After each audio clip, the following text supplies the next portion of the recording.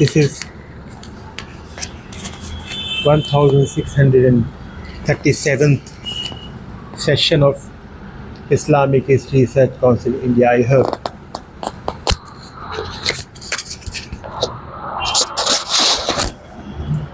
Today we are going to talk about Hazrat Abu Talib Radiallahu Anhu, the uncle of the Holy Majesty Prophet Muhammad Sallallahu Alaihi Wasallam. In respect of the biography of the Prophet of Allah, as you all knew, that Hazrat Abu Talib Radiallahu Anhu, the uncle of the Prophet of Allah Sallallahu Alaihi Wasallam, passed away in the 10th year of the prophethood of Holy Majesty Prophet Muhammad Sallallahu Alaihi Wasallam.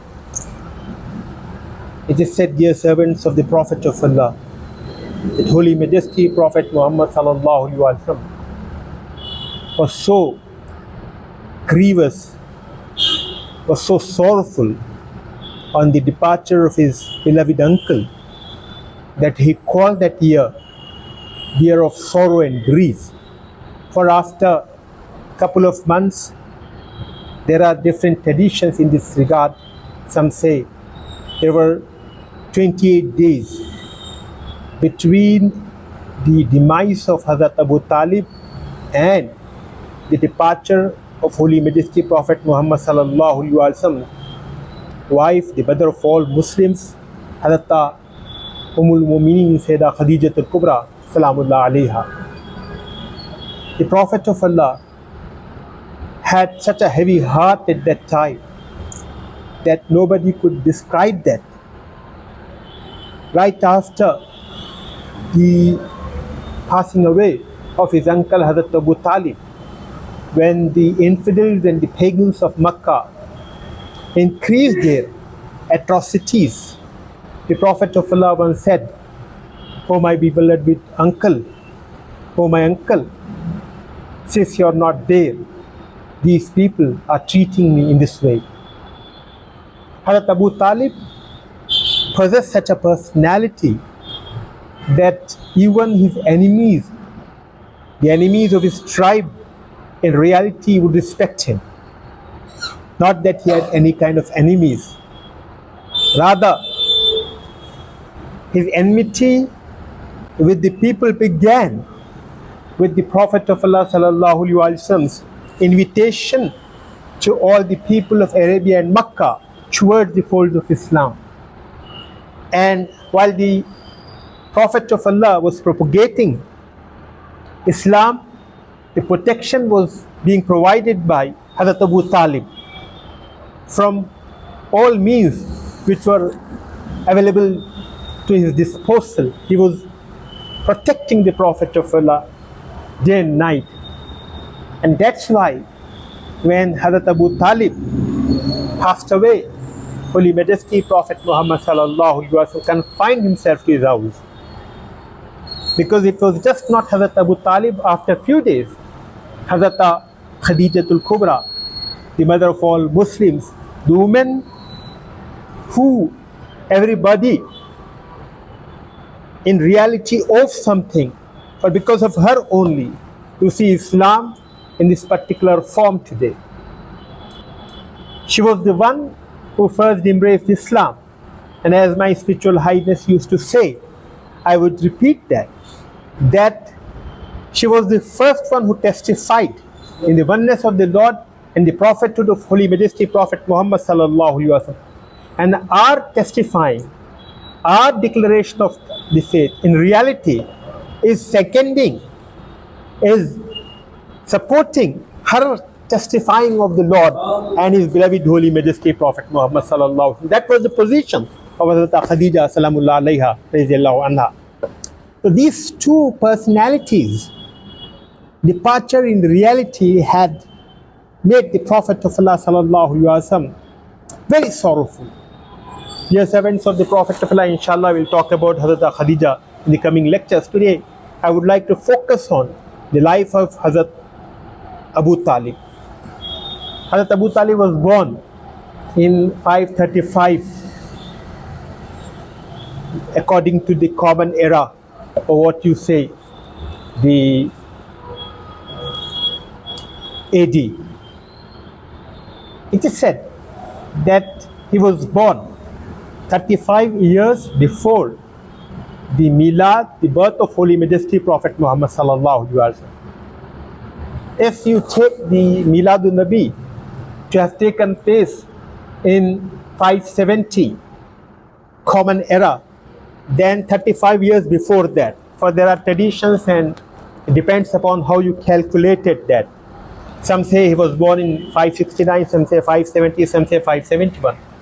But let's go to the middle path and say 570 is the date in which the Prophet of Allah sallallahu alaihi wasallam was born. So 35 years before the birth of the Prophet of Allah sallallahu alaihi wasallam, Hazrat Abu Talib was born. And he said, "Dear servants of the Prophet of Allah, when Holy Majesty Prophet Muhammad sallallahu alaihi wasallam announced his prophethood, declared his prophethood, invited people. At that time, Hazrat Abu Talib's age was 75. For the next 10 years, from 75 to 85, he provided all support to Holy Majesty Prophet Muhammad sallallahu alaihi wasallam. It is said, dear servants of the Prophet of Allah, when the Prophet of Allah sallallahu alaihi wasallam was just 8 years old, Hazrat Abdul Muttalib passed away, the grandfather of Holy Majesty Prophet Muhammad sallallahu alaihi wasallam. He called Hazrat Abu Talib and handed over Holy Majesty Prophet Muhammad sallallahu alaihi wasallam to him, saying that from henceforth you take care of my son.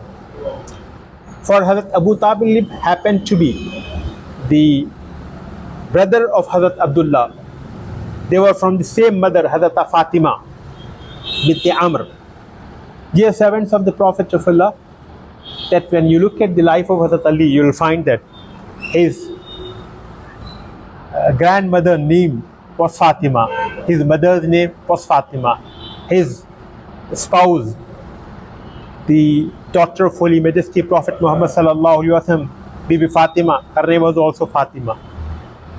Hazrat Abu Talib, he took care of the Prophet of Allah sallallahu alaihi wasallam so much that for the next 17 years, Hazrat Abu Talib saw to it that the Prophet of Allah sallallahu alaihi wasallam did not have any kind of trouble. So much so, but my spiritual highness used to narrate this, that he wouldn't let his children have any food when the dastaqan, or what you call tablecloth, was spread for serving food, till the Prophet of Allah sallallahu alaihi wasallam arrives on the food cloth. And he said, dear servants of the Prophet of Allah, when people would ask, Holy Majesty Prophet Muhammad sallallahu alaihi wasallam, this beloved uncle would say to them that when Muhammad sallallahu alaihi wasallam, when a nephew comes, there will be always blessing, there will be always abundance of food available.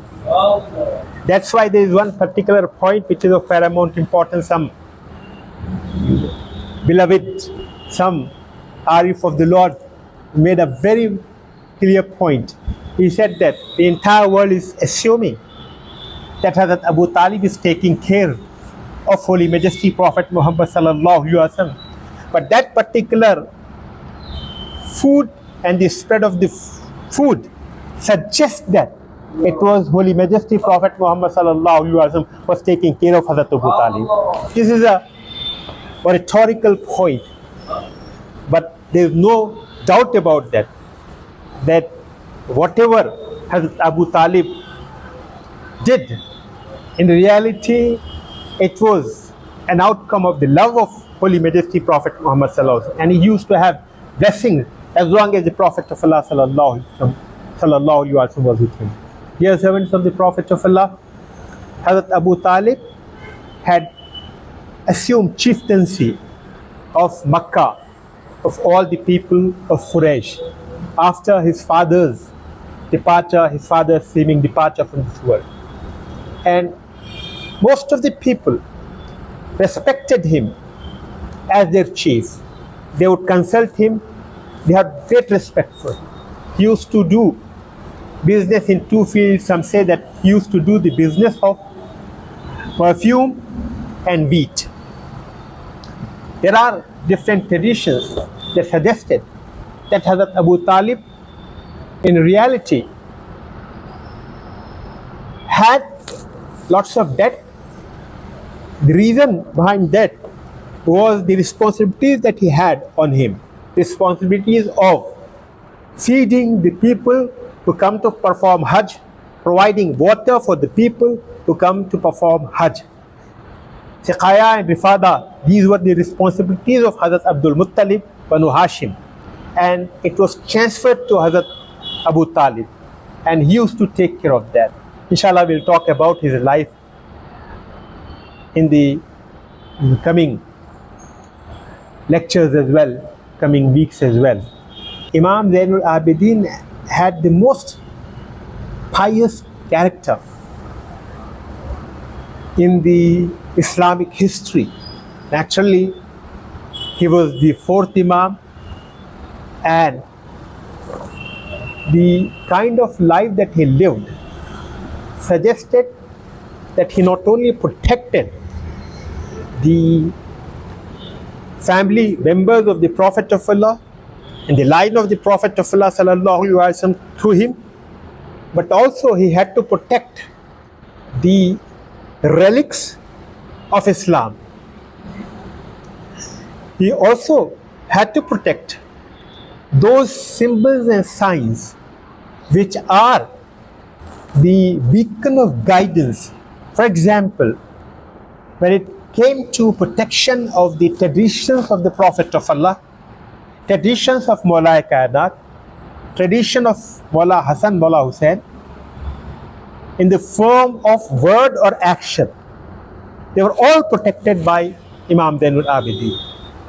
His status, Sajjadiya, bear witness to that, that how he tried to put the people on the true path. He spoke about the rights of Lord Almighty Allah and the rights of people over one another according to the relationship. Hazrat Imam Zain al-Abidin was the most pious. He was called Sajjad because people always found him in prostration to Lord Almighty Allah, in worshipping to Lord Almighty Allah. In fact, there is a great statement of him. It suggested how you ought to look at the troubles that beset you, that beset your life. He was the one who showed to the world that in every trouble you have some welfare hidden for you. It is said that possibly the prison in which he was put, the person who was taking care of the prison, jailer or whatever the term that you want to use, somebody asked him, how do you find him? What does he do? Imam Zain al-Abidin. On that particular person replied, I always found him in prostration, worshipping to the Lord. Sometimes he would say in loud voice, oh Lord, I wanted that there should be nobody else between you and I. How beautifully you have provided me this occasion. In the prison he was saying that. Now I can just concentrate on you and worship you. This was the state of Hazrat Imam Zain al-Abidin's worship and nearness of the Lord. One cannot, that is the understand.